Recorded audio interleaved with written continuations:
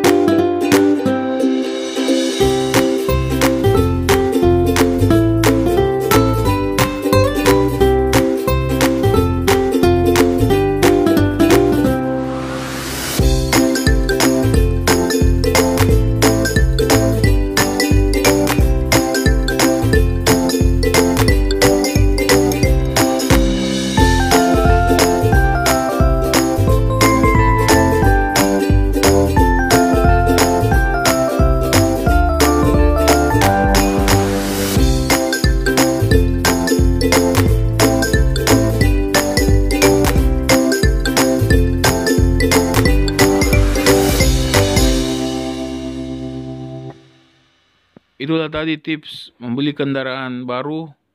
Semoga informasinya bermanfaat. Nantikan video selanjutnya. Tapi jangan lupa subscribe, like, komen, dan share video ini. Terima kasih.